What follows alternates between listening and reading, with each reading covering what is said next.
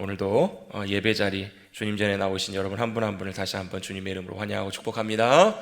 우리 앞뒤 좌우 옆에 계신 분들과 함께 우리 마스크를 쓰신 채로 이렇게 인사 한번 나누겠습니다. 우리 눈으로 사랑의 마음을 잔뜩 담아서 한 주 동안 평안하셨습니까? 우리 이렇게 인사 한번 나누겠습니다. 한 주 동안 평안하셨습니까? 뭐 입술로도 하셔도 됩니다. 마스크 쓰신 분들은. 여러분 혹시 저 뭐 달라진 거 없으세요? 예? 목소리가 지난주보다 훨씬 좋아지지 않았나요?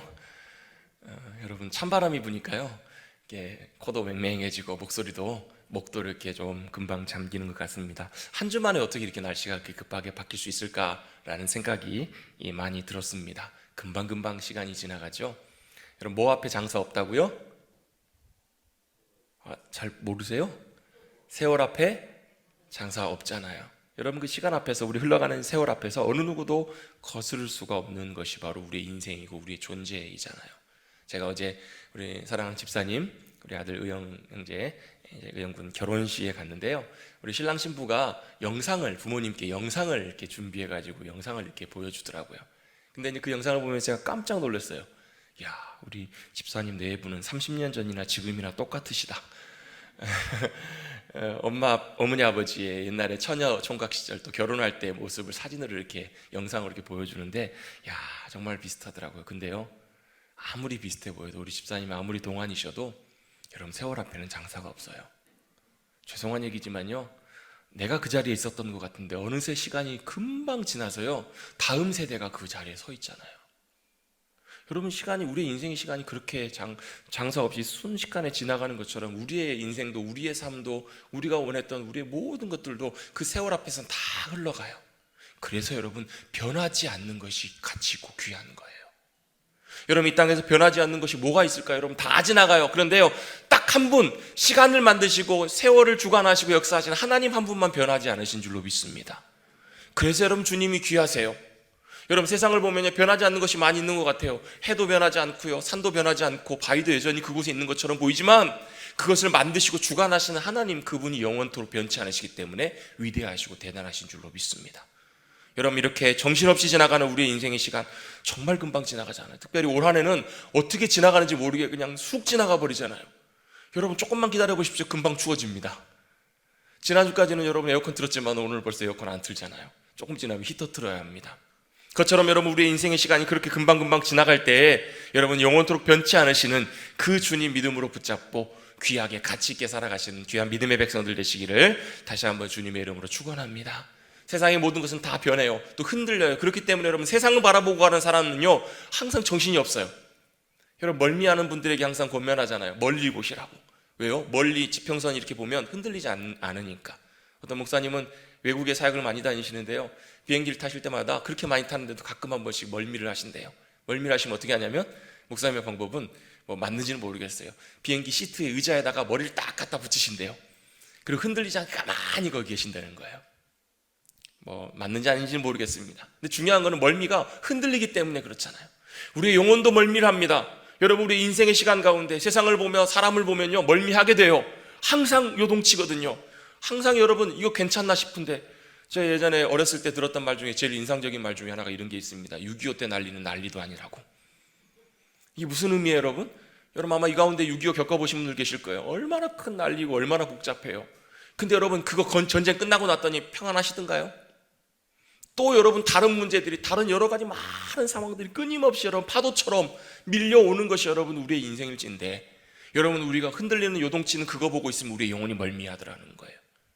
여러분 우리의 영혼이 멀미한다는 것은 간단하게 평안이 깨어져 버린 거예요. 우리 지난주에 우리 화평케 하는 자는 복이 있다라고 말씀을 함께 나누면서 평안의 중요성에 대해서 함께 나눴어요. 평안은 바로 주님으로부터만 오잖아요. 왜요? 주님이 견고하시니까, 흔들리지 않으시니까.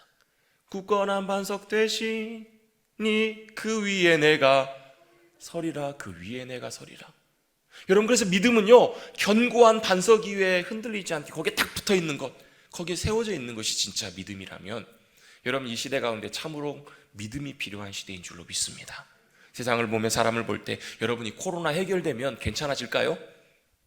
아마 코로나 끝나면 또 다른 문제가 또 우리 인생 가운데 찾아올지 몰라요. 여러분 믿음으로 살아가는 사람들은요, 여러분 코로나 해결되는 것도 중요한 문제이지만 주님 그것 해결되고 안 되는 것, 그것보다 더 중요한 것, 영원토록 흔들리지 않으시는 주님께 우리의 시선과 마음과 영혼을 고정시키고 잘 붙어서 흔들리지 않게 요동치지 않게 승리하며 살아가는 인생이 바로 귀한 믿음의 백성들의 삶인 줄로 믿습니다. 그런 믿음의 삶으로 초청합니다. 나오셔서 믿음으로 주님과 함께 이 마지막 시대에도 승리하시는 평안을 누리시는 저와 여러분 되시기를 간절히 바랍니다. 여러분 주님은 요동치 않으시고 흔들리지 않으시는 분이세요. 변하지 않는 분이세요.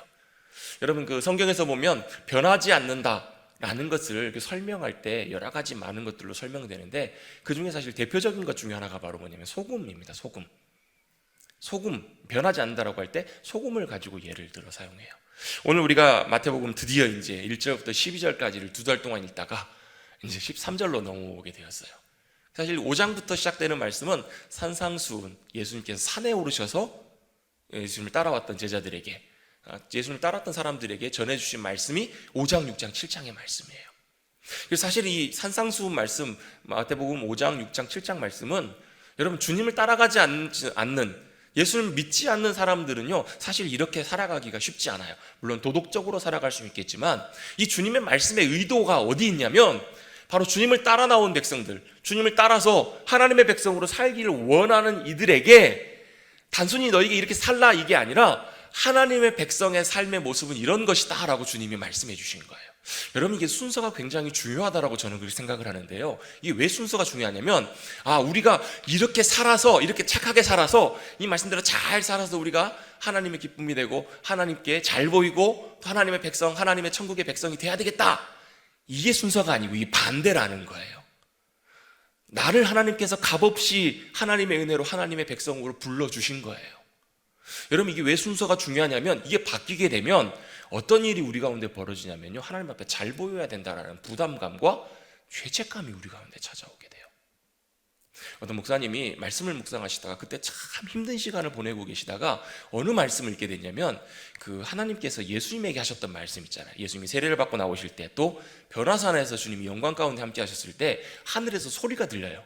어떤 소리가 들렸을까요? 무슨 소리가 들렸어요? 이른데 사랑하는 아들이다, 이는데 기뻐하는 자다. 이 말씀, 이 음성이 하늘로부터 들려요. 근데 이 말씀은 사실 하나님 아버지께서 예수님에게 하신 말씀인데 이 말씀을 읽고 묵상하는 가운데 뭐가 들리냐면 하나님께서 자신에게 하시는 말씀이 들리더라는 거예요. 그렇구나, 주님이 나를 사랑하시는구나, 이 말씀이 내 마음속에 들려오기 시작했더니요, 그렇구나, 내가 정말로 사랑받는 아들이구나라는 것이 믿어지더라는 거예요. 하나님이 나를 사랑하시는 아버지시구나라는 게 믿어지니까요, 든든한 백이 내게 있는 것 같더라는 거예요. 여러분 좋은 아버지 두신 분이신 줄로 믿습니다. 하나님 아버지가 내 아버지시고 든든한 백이심을 여러분 누리고 살아가신다면 여러분 세상 살아가면서 다른 것 의지, 여러분 그 믿는 도끼에 발등 찍힌다고 하잖아요. 사람 인생 살아가면서 겪는 어려움 중에 사람 때문에 겪는 어려움이 사실 굉장히 큰 어려움인데 여러분 사람 믿고 신뢰하면 그런 어려움들을 항상 당해요. 근데요, 하나님 아버지가 내 든든한 백이 되어주시고 늘 신실한 분이 되어주시면 실족치 않아요. 하나님이 나를 사랑하시는 아버지시구나라는 것이 믿어졌더니 얼마나 마음에 큰 평안이 찾아오는지, 또 나를 기뻐하시는구나. 여러분 하나님께서 우리를 보실 때 뭘 보고 기뻐하실까요? 기뻐하실 건덕지가 있어야 기뻐하시죠. 제가 지난 며칠 전에 집에 저녁을 좀 늦은 시간에 먹으러 갔는데요, 저희 아내가 TV를 보고 있더라고요. 아이들과 함께 보고 있는데 그 TV 보는데요, 저도 너무 좀 뭉클하더라고요. 무슨 장면이냐면 한 가정의 모습이 이렇게 나오는데 그 엄마가 이제 딸을 넷을 키우는 거예요. 저희 집보다 하나 더 하더라고요. 딸 넷을 키우는데 뭐 저희 집이나 뭐 비슷해요. 보니까 딸 넷이 얼마나 개성이 강하고 얼마나 이렇게 활발한지 정신이 없어요. 진짜 6.25 때 난리는 진짜 난리도 아니에요. 엄마가 고분분투하면서 아이들 다 챙기고 큰 아이부터 다 챙기는데 감당을 할 수 없어요. 그 중에 한 아이는 둘째가는요 ADHD, 그 주의력 결핍, 또 그 과민 반응하는 아이예요. 그래서 별것 아닌 것 같고도 버럭 화를 내고 엄마와 계속 트러블이 생기는 거예요. 이렇게 막 싸우다가 이 아이 챙겨주고 막내 가서 뭐 챙겨주고 이렇게 하는데 엄마가 도저히 안 돼가지고 위경련이 와서 쓰러지더라고요. 너무너무 엄마 감당할 수 없을 만큼 힘들고 어려운 가운데 있어요.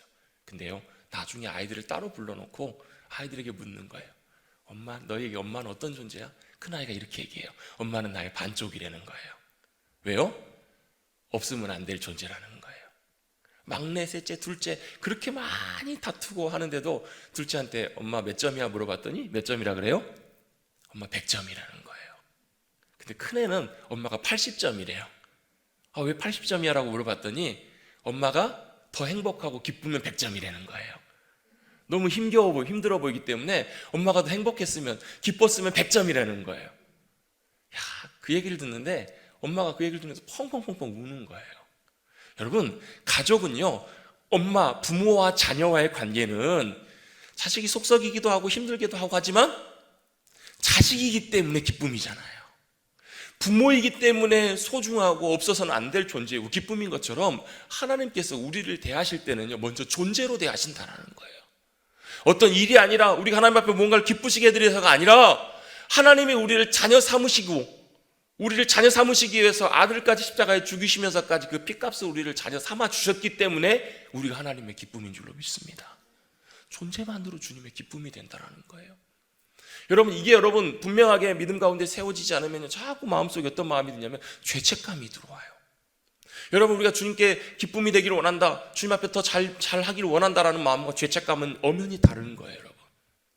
여러분, 하나님 앞에 죄책감이 찾아올 때마다 여러분, 우리가 하나님의 기쁨이심을 늘 기억하시고 믿으시기를 소망합니다. 여러분, 이게 얼마나 중요한 문제인지 몰라요. 하나님과 우리 사이의 관계에 있어서요, 이게 해결되지 않으면 하나님이 나를 사랑하시는 그 사랑 안에 내가 온전하게 주님 앞에 드려지지 못해요. 그게 여러분 성경에 기록되어 있는 말씀이 아가서의 말씀이에요. 기쁨이라는 거예요. 술람미 여인이 솔로몬 왕이 보기에 대단해 보이건 그렇지 않던 것 상관없이 그냥 그 자체만으로 기쁨이에요. 저를 따라 같이 고백해 보시겠습니다. 하나님 앞에 나는 존재만으로 기쁨입니다. 아멘. 여러분, 여기에서 먼저 시작하셔야 돼요.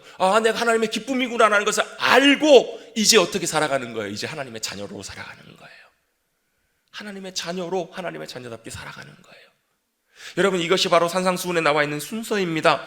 내가 열심히 살아서 하나님의 백성이 되겠다가 아니라 하나님의 백성으로 나를 불러주셨기 때문에 이제는 내가 살아왔던 삶의 방식이 아니라 하나님의 방식, 하나님의 나라의 방식, 그 백성으로 살아가길 원합니다 라고 따라가는 말씀이 바로 이 마태복음 5장, 6장, 7장의 말씀이에요. 할렐루야. 그래서 여러분, 그 서두에 나와 있는 말씀이 팔복의 말씀이에요. 심령이 가난한 자는 복이 있다. 천국이 그들의 것이다. 천국이 너희 것이다. 여러분, 한번 고백해 보겠습니다. 천국이 나의 것입니다. 아멘.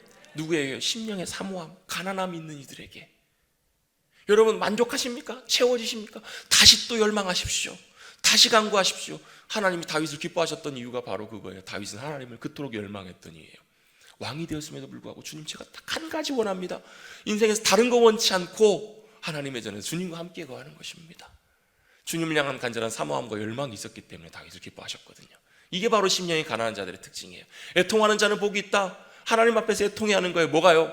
하나님의 의가, 하나님의 기쁨이, 하나님의 역사하심이, 함께하심이 우리의 심령 속에, 내 마음 속에 더 함께하기를 원하는. 근데 여전히 부족하기 때문에 어떻게 해요? 여러분, 여전히 하나님 앞에서 내 무너짐 때문에, 내 연약함 때문에 여러분 애통해하시고 가슴 쳐보신 적 있으세요? 여러분, 그것도 하나님의 은혜가 임해야 돼요.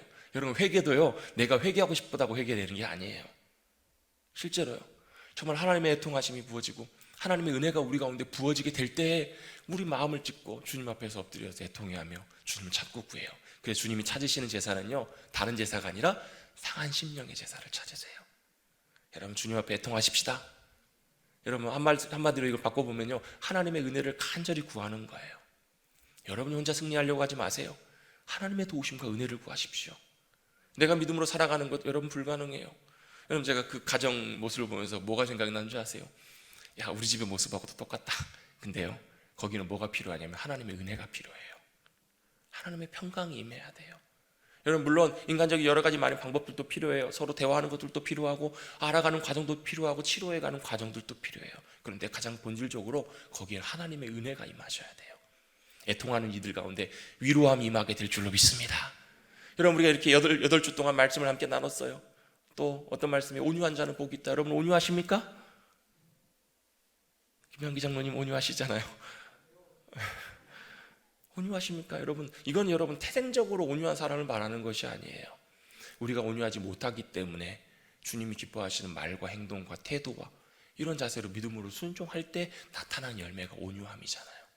온유한 자는 하나님이 뭘 주세요? 땅을 기업으로 주세요. 의에 줄이고 목마른 자, 긍휼히 여기는 자, 마음이 청결한 자, 또 지난주에 우리 화평케 하는 자. 여러분 화평케 하는 자로 살아가고 계십니까? 지금은 아닐지라도 앞으로 여러분 하나님의 은혜 가운데 화평케 하는 자가 되기를 축복합니다. 여러분 거기에 여러분 뭐가 임해요? 하나님의 아들이라 일컬음을 받는 하나님의 영광과 하나님의 나라가 임하잖아요. 이게 다 한마디로 여러분 하나님의 나라의 백성을 살아가는 삶의 모습을 말하잖아요. 여러분 우리는 비록 이 땅의 삶을 살아가지만 하나님께서는 우리 죽은 다음에 갈 천국뿐만 아니라 이 땅에서도 천국을 살아가는 하나님의 나라의 귀한 삶을 살아가는 백성들이 되기를 원하시는 줄로 믿습니다. 그래서 주님이 그 말씀 산상수훈의 이제 긴 말씀들을 자세하게 설명하면서 마치 여러분 요약처럼 딱 우리에게 정리해 주시면서 이어주게 하시는 말씀이 바로 마태복음 5장 13절부터 16절까지 말씀이에요. 딱 두 가지로 요약해 주시죠. 너희는 세상의 소금이다. 너희는 세상의 빛이다. 딱 두 가지로 주님이 말씀을 해주세요. 너희가 뭐라고요? 세상의 소금이다. 빛이다. 여러분이 말씀의 어감을 찾아보면요, 너희가 세상의 소금이 되라 단순히 이렇게 말씀하시기 전에 너희가 세상의 소금이다라고 주님이 먼저 선언하고 계세요. 영어 성경에 보면 you가 나와요. 너희는 세상의 뭐다? 소금이다, 빛이다라고 주님이 먼저 말씀을 하세요. 뭐의 소금이다?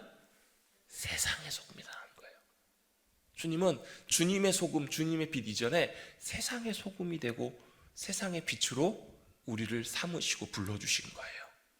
여러분 왜 주님이 그렇게 우리를 부르셨을까? 여러분 잘 아는 것처럼 소금의 여러 가지 역할과 특징이 있습니다. 가장 대표적인 소금의 특징이 뭘까요? 맛을 내는 거죠. 맛을 내는 것, 또 음식의 간을 맞추는 것, 그 굉장히 중요합니다. 근데요, 사실 성경을 이렇게 따져보면서 아까 제가 이제 변치 않는 것을 말씀을 드리면 소금을 언급했던 것처럼 사실 그거보다 사실 소금을 더 옛날에는 귀하게 여겼던 중요한 역할 중에 하나가 바로 뭐냐면 보존하다라는 거예요. 보존하다. 소금은 보존하는 역할을 해요. 즉 쉽게 말씀드리면 부패하지 않게 만드는 것, 썩지 않게 상하지 않게 만드는 것이 중요한 소금의 역할이에요. 여러분 잘 아시는 것처럼 안동하면 유명한 게 몇 가지가 있는데 그 중에 하나가 바로 뭐냐면 간고등어잖아요. 왜 그런가 봤더니 제가 안동 목사님께 여쭤봤더니 그 간제비라고 하는데 그 영덕 같은 동해안에서 생선을 잡아가지고 고등어 같은 걸 잡아서 그냥 가지고 안동을 넘어오면, 산을 넘어오면 당연히 생선이 상한다고 하잖아요. 그래서 뭐래요? 상하지 않도록 소금으로 적절한. 그래서 그 전문적으로 하시는 분들은 소금을 정확하게 짜지도 않고 상하지도 않는 가장 적절한 수준으로 소금을 뿌릴 수 있는 사람을 간제비라고 한다고 하시더라고요. 소금이 뿌려지면 상하지 않아요. 여러분 잘 아시는 것처럼 뭐 장을 담그거나 뭐 간장을 담그면 그 소금이 적절한 농도로 딱 들어가 있으면 오랜 시간이 지나도 부패하지 않아요. 그래서 어느 가정에는 뭐 시간장, 뭐 CC장이라 그래가지고 뭐 심지어는 뭐 몇십 년이 지났는데도 상하지 않는 이유는 거기에 소금이 들어가 있기 때문에 보존되는 거잖아요. 소금이 들어가 있으면 썩지 않아요. 그래서 제사를 지낼 때도 성경에 보면 제사 중에서도 소금이 들어가는 제사가 몇 가지가 있습니다. 곡물 제사나 이런 거 할 때 소금을 쳐요. 그런데 그것이 의미하는 바가 뭐냐면 변치 않는다라는 거예요. 이 예배가 이 주님 앞에 드려진 우리 마음이 변치 않을 뿐만 아니라 그렇기 때문에 자연스럽게 또 뭐하고 연결되냐면 변치 않은 언약하고도 연결되는 것이 바로 이 소금의 의미예요.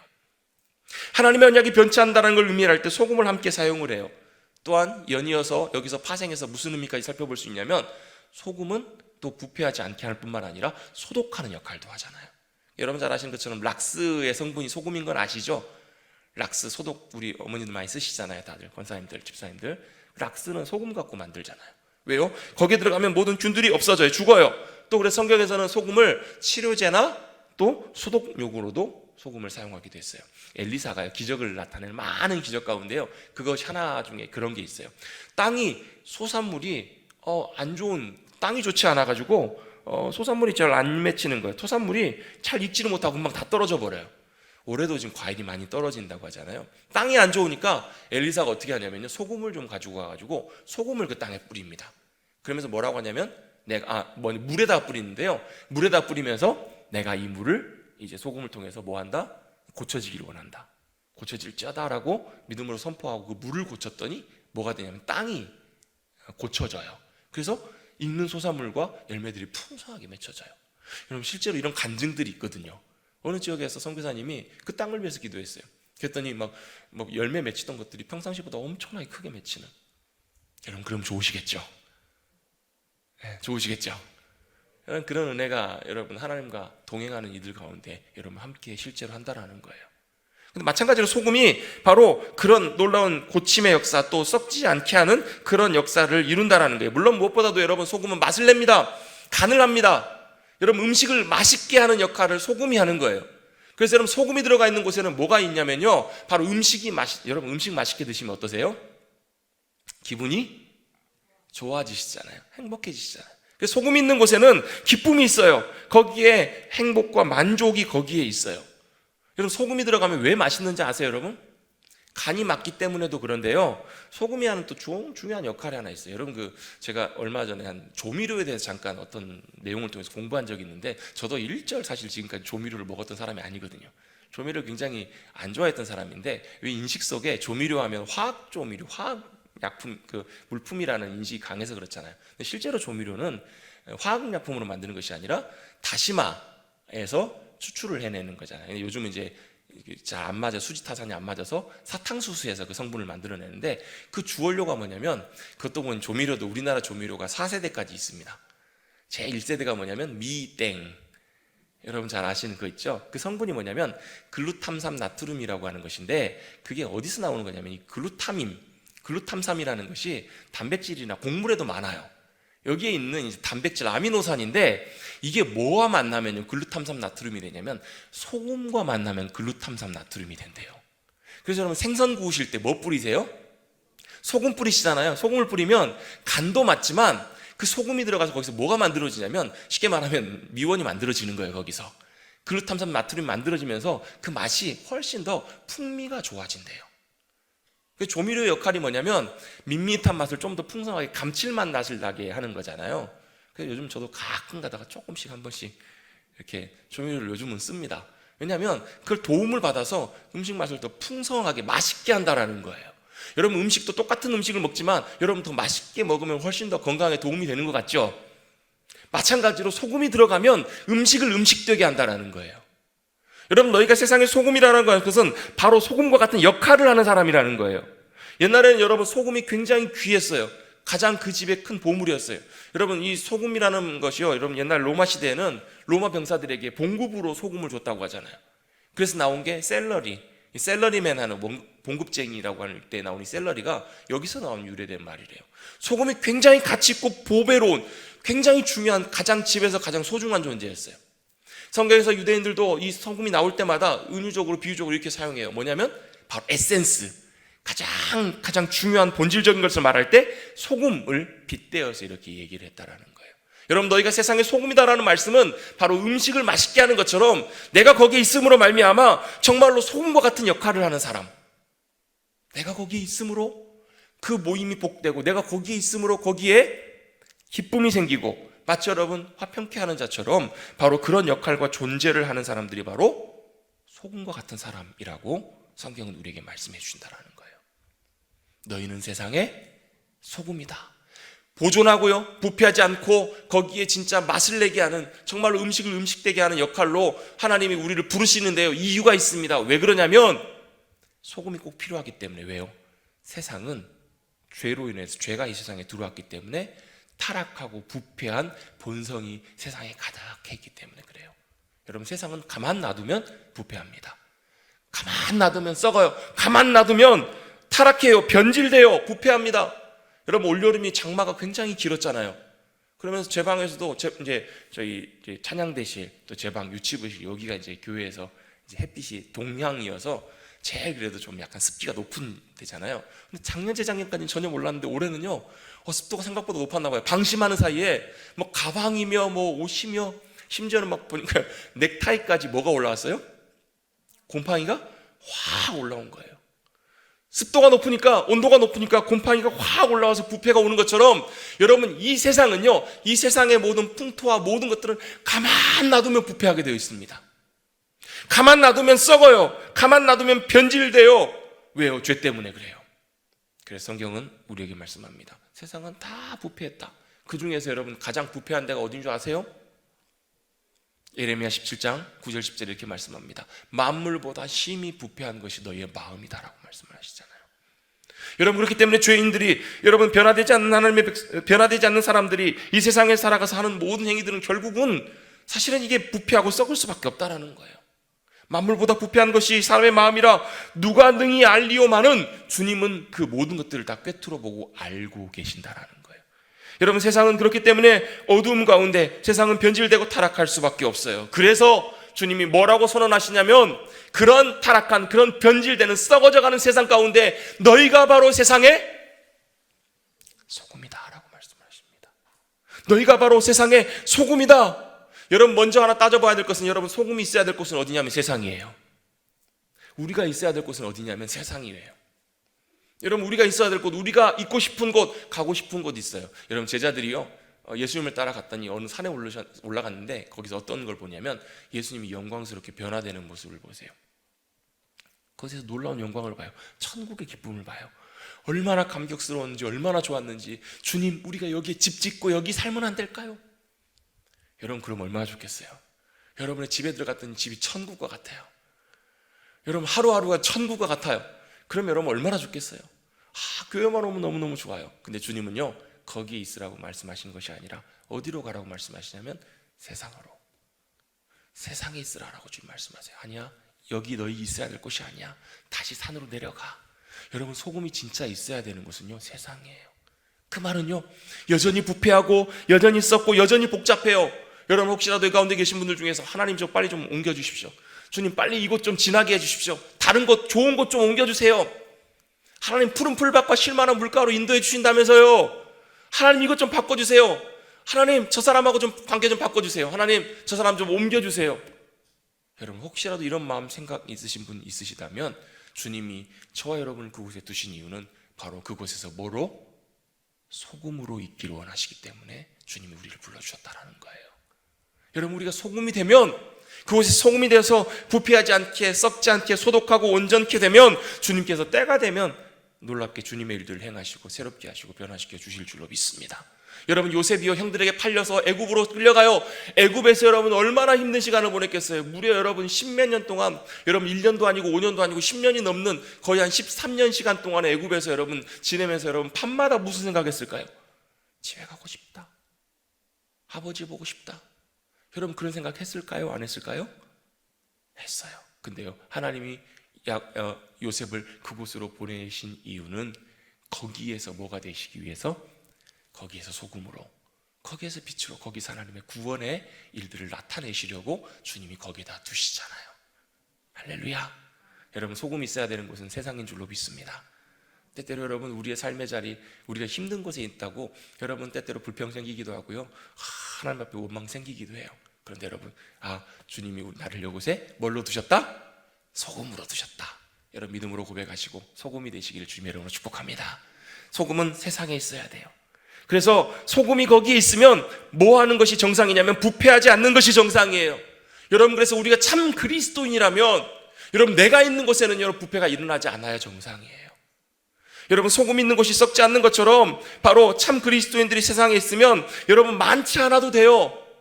여러분, 참 그리스도인이 많이 있어야 된다. 여러분, 우리 한국교회 역사를 보더라도요, 여러분, 한국교회에 소금과 같은 역할을 할 때 보면요, 그리스도인들이 100명 중에 몇 명이냐면 1명도 되지 않을 때 0.2%, 0. 몇 %일 때 세상 사람들은요 알았어요. 뭘요? 그리스도인도 있구나. 그리스도인들이 있었더니 모든 것들이 바로 잡혀가는구나. 그리스도인들이 있었더니 모든 것들이 온전하게 잘 세워져 가는구나.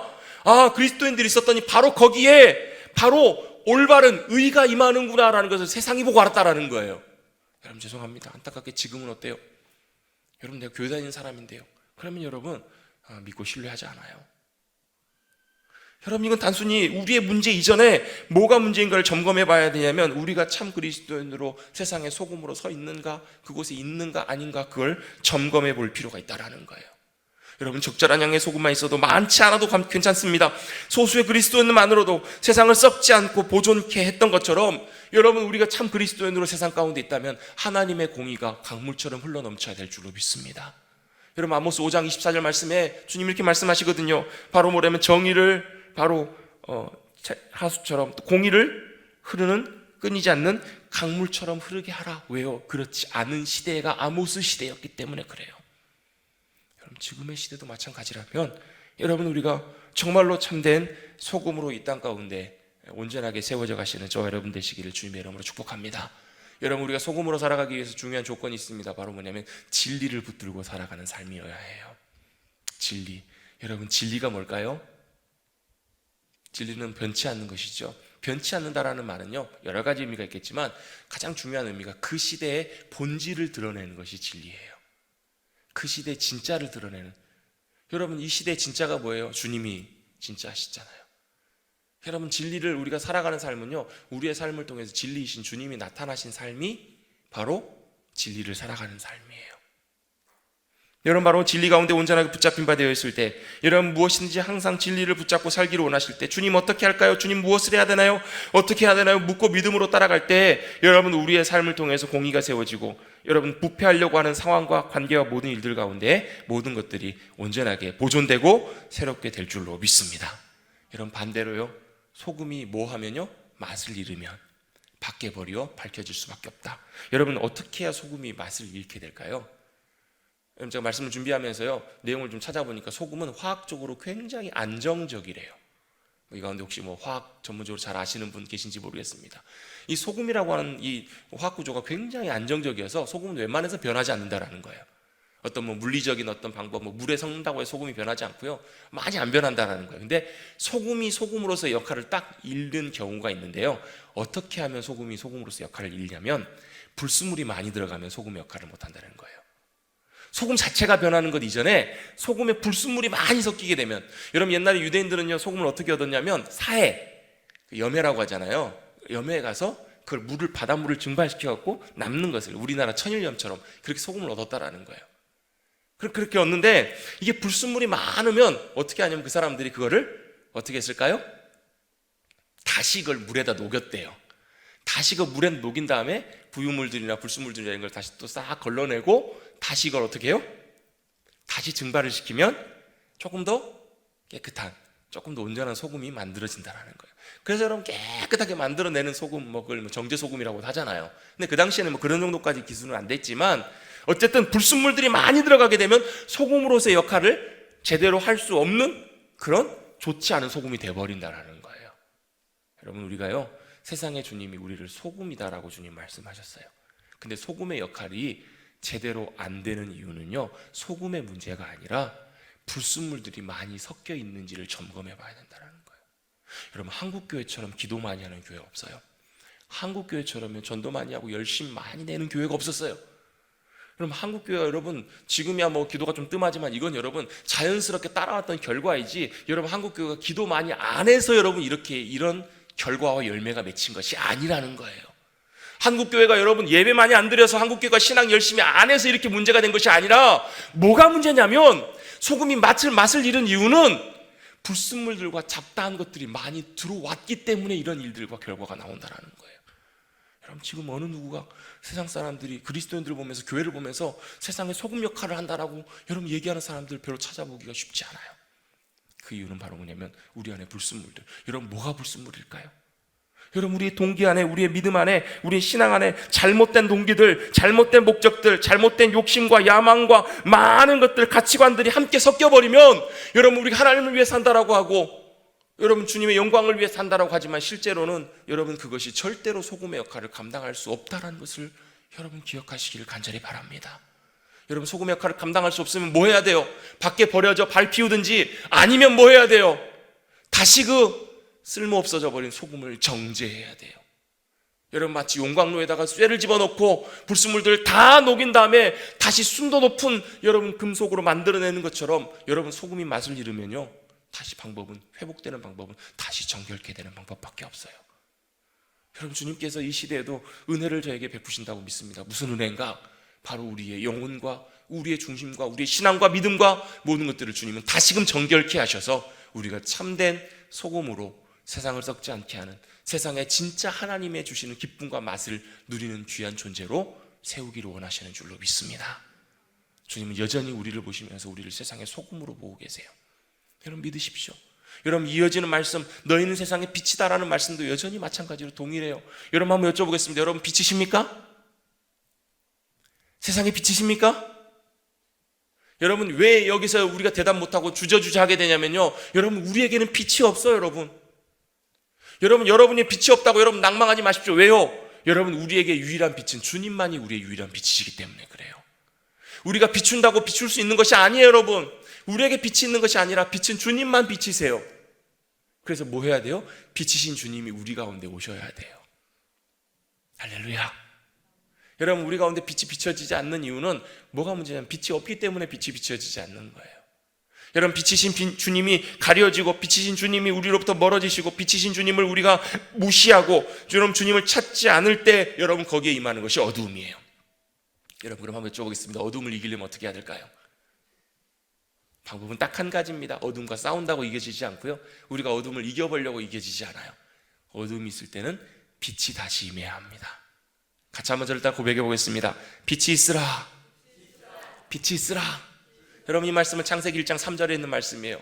왜 이 말씀이 나오는가? 주님은 천지만물을 시작하실 때, 천지만물의 창조를 시작하실 때 처음 하셨던 말씀이 바로 이 말씀이잖아요. 빛이 있으라. 여러분, 이 빛은 단순히 이런 햇빛과 이런 것을 말하지 않아요. 주님의 빛이 비춰지라 라고 말씀하고 계시는 거예요. 여러분, 때때로 우리 마음 가운데, 우리의 인생 가운데, 우리의 삶의 자리 가운데 어둠이 찾아올 때 있으세요, 없으세요? 여러분, 어둠은요, 어둠 자체가 문제가 아니라 어거스틴의 표현처럼 빛의 부재, 빛이 없는 것이 어둠이에요. 여러분, 어둠 찾아올 때 참 많아요. 여러분, 예배드리고 돌아가시면서도 여러분의 마음속에, 여러분의 삶 속에 어둠이 찾아오실 수 있어요. 그때마다 뭐 하시라고요? 여러분, 이렇게 믿음으로 선포하십시오. 빛이 있으라. 주님, 빛이 있으라 말씀하셨던 것처럼 이 시간 주님 그 말씀을 믿음으로 의지해서 믿음으로 선포합니다. 여러분, 이 빛은요, 믿음으로 여러분 우리가 누릴 수 있거든요. 내가 빛을 비추는 것이 아니고요, 주님의 빛이 비춰주시도록. 주님 말씀하셨잖아요. 천지를 만드실 때 빛이 있으라 말씀하셨더니 빛이 있었고, 말씀하신 것처럼 주님, 제가 이 시간 믿음으로 선포합니다. 주님, 제 심령 속에 빛이 있으라 말씀하셨던 그 주님께서 빛으로 임하시옵소서. 빛을 비춰주시옵소서. 여러분, 어둠 내몰아내시는, 빛으로 살아가시는, 승리하시는 빛의 자녀들 되시기를 주님의 이름으로 축복합니다. 그게 어디예요? 여러분의 심령에, 오늘 이 순간에, 여러분의 삶의 자리에, 가정에, 여러분이 섬기는 모든 일터 위에 순간순간마다 여러분 빛이 비춰져서 어둠이 떠나는 놀라운 역사를 경험하시는 저와 여러분 되시기를 주님의 이름으로 축복합니다. 또 빛이 비춰지는 곳에는요, 깨달음이 있어요. 여러분, 계몽이라는 말 쓰잖아요. 성경에서는 계시라고 하거든요. 성령님이 우리 가운데 빛으로 임하셔서 비춰주시면 깨닫게 돼요. 보게 돼요. 요즘 여러분 얼마나 세상이 좋아졌는지 몰라요. 옛날에는 여러분 랜턴 하면 막 이만한 큰 여러분 이만한 건전지 넣어가지고 비쳤던 랜턴 기억나시죠? 요즘은 뭐만 들고 다니시면 돼요? 핸드폰만 들고 다니시면 돼요. 어두운 곳을 지날 때 핸드폰으로 비추면 훤하게 다 보여요. 어디가 길인지, 어디가 걸림돌인지, 뭐가 문제인지, 어떻게 해야 되는지 훤히 다 보여요. 다 보이면 알게 돼요. 종종 여러분 교회에서 요즘은 별로 그런 일이 없지만 한 번씩 여러분 갑자기 과부하 걸려가지고 차단기가 떨어질 때가 있어요. 그러면 이제 뭐가 하면 되냐면, 거기가 차단기 있는 데가 불이 안 켜져 있기 때문에 뭘 들고 가야 되고, 프레시나 뭘 들고 가야 되는데, 핸드폰으로 불을 딱 비추면 어디가 차단기가 내려갔는지, 뭐가 문제인지가 다 보여요.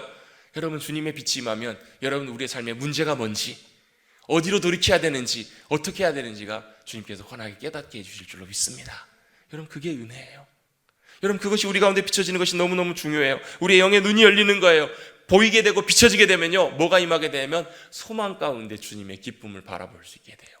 소망으로 주님의 기쁨을 누릴 수 있는 놀라운 은혜가 바로 빛이 임하게 될 때 바로 임하게 될 줄로 믿습니다. 할렐루야. 주님은 우리의 빛이 되어주십니다. 그래서 믿음으로 선포하며 사모하는 것들이 필요해요. 두 번째로, 우리가 세상의 빛이라고 말씀하실 때 주님은 그 빛을 어떻게 또 나타내기를 원하시냐면요, 16절 말씀입니다. 우리 16절 같이 한번 읽어보겠습니다. 시작. 이같이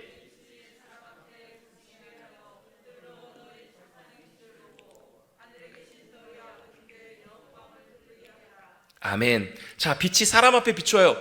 등경 위에 둬요. 또 말 아래 두지 않고 높은 곳에 둬요. 산 위에 있는 동네가 감춰지지 않아요. 그러면서 환히 드러나요. 뭘 통해서요?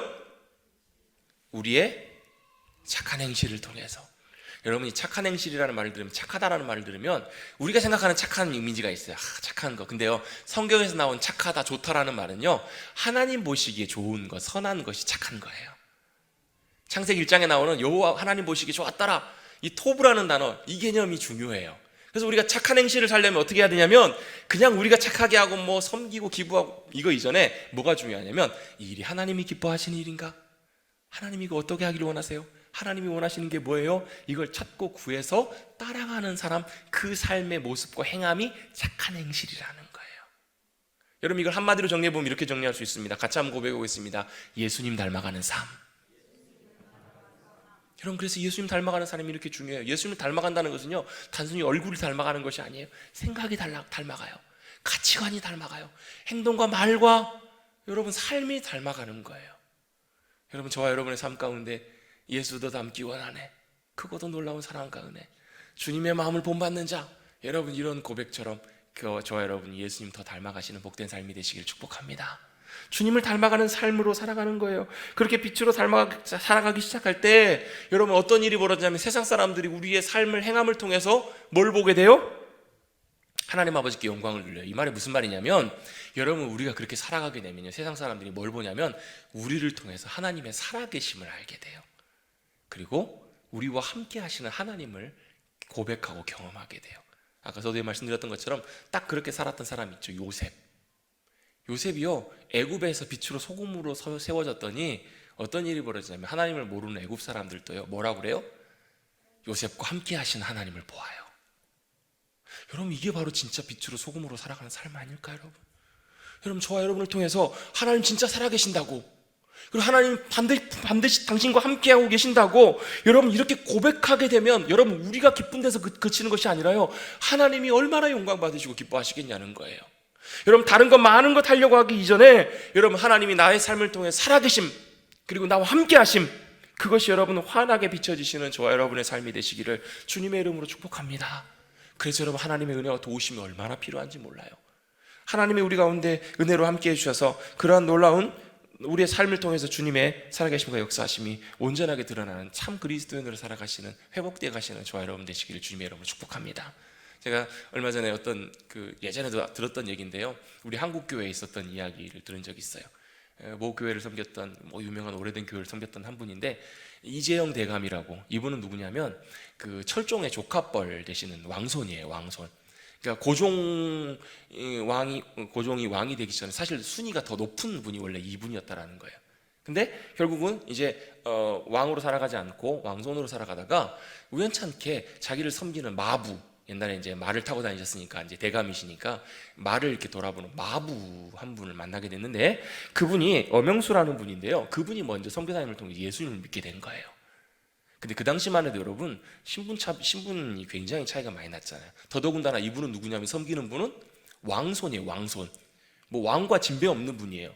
근데 이분을 섬기면서 관계가 가까워졌을 때 이분이 무슨 얘기를 하냐면, 대감님, 무슨 얘기를 해요? 예수님 믿으시죠? 이렇게 예수님을 전하신 거예요.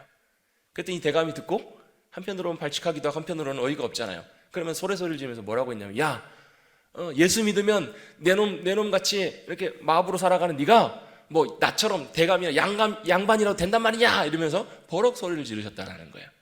그랬더니 이분이 뭐라고 얘기하냐면, 아, 그렇죠.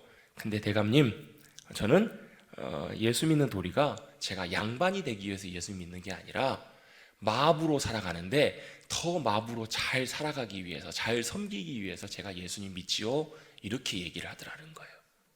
나중에 이분이요, 그 얘기를 듣고, 그 순간은 아니었지만 나중에 예수님을 믿고 나중에 목사님이 되세요. 이재영 대감님이. 그래서 귀한 교회를 섬기시는, 또 정말로 그 당시에 신분차별이 많은데도 불구하고 자신에게 복음을 전했던 그분에게 사실을 보면 신분차가 이렇게 나는데도 형님이라고 깍듯이 보시고, 정말로 귀하게 믿음 안에서 한 형제된 귀한 삶의 본을 보여주셨던 분이 바로 이분이시라는 얘기를 제가 듣게 됐어요. 여러분, 이 시대 가운데 진짜 필요한 우리의 삶의 모습이 어떤 모습일까? 여러분, 마부가 양반이 되는 것이 아니고요, 여러분 일반 직장인이 성공한 위대한, 여러분 요셉이 진짜 원했던 것이 총리가 되는 것이 원했던 것일까요?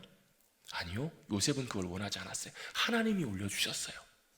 또 여러분, 애굽 사람들이 요셉을 얼마나 좋아했는지 몰라요. 얼마나 귀하게 여겼는지 몰라요. 왜요? 그와 함께 하신 하나님, 그를 통해서 베풀어 주시는 놀라운 구원과 생명과 놀라운 역사들을 사람들이 보면서 요셉이 높아지지 않아도, 자기 스스로 높아지지 않아도요, 여러분 사람들이 다 요셉을 높이잖아요. 여러분, 우리가 이 세상 가운데 참된 빛으로 소금으로 살아가게 되면요, 여러분, 소금은 자기를 드러내지 않잖아요.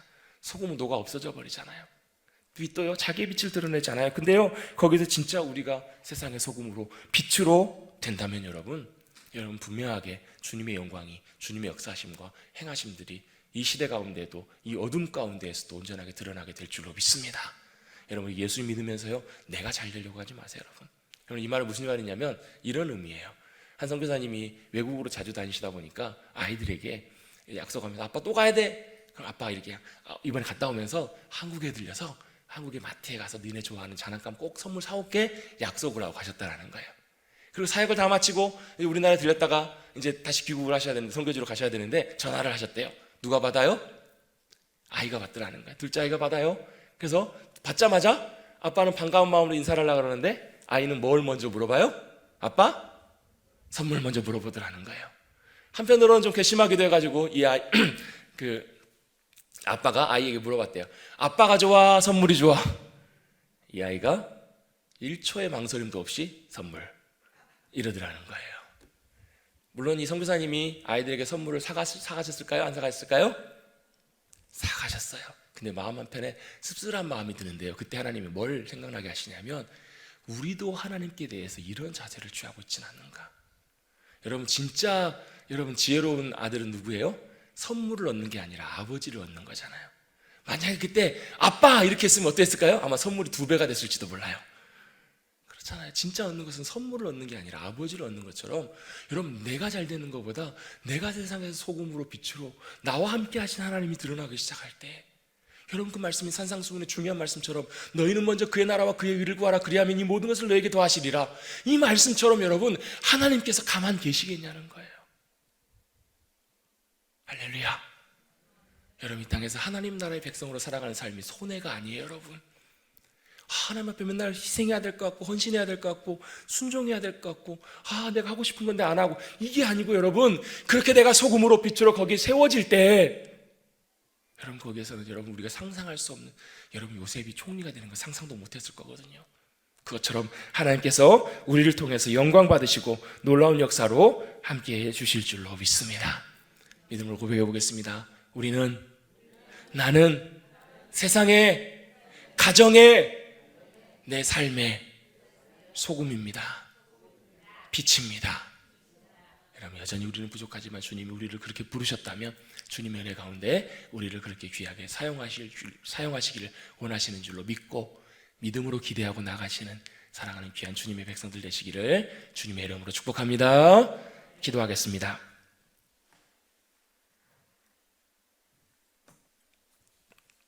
주님께서 우리를 세상의 소금으로 빛으로 불러주셨습니다. 우리는 아니지만 주님이 우리의 빛이 되어주시고 주님이 우리의 생명, 진리 되어주시면 우리를 통해서 썩어가는 세상, 무너져가는 세상 가운데 그것이 하나님의 생명 가운데, 은혜 가운데 보존되며 어두움 가운데 놀라운 빛이 찬란하게 비춰지게 될 줄로 믿습니다. 주님, 간절히 이 시간 기도합니다. 주님이 우리를 불러주셨사오니 이제 우리가 우리의 삶의 자리로 돌아가서 세상의 소금으로 빛으로 온전하게 세워질 수 있도록 참 우리의 소망 되시는 그 주님 믿음으로 붙잡고 그 주님의 말씀 따라 주님 믿음으로 잘 붙잡고 은혜 가운데 승리하며 나가는 우리 모두가 될 수 있도록 축복하여 주시옵소서. 모든 것들 주님께 의탁하오며 이 모든 말씀 예수의 이름으로 간절히 기도하옵나이다. 아멘.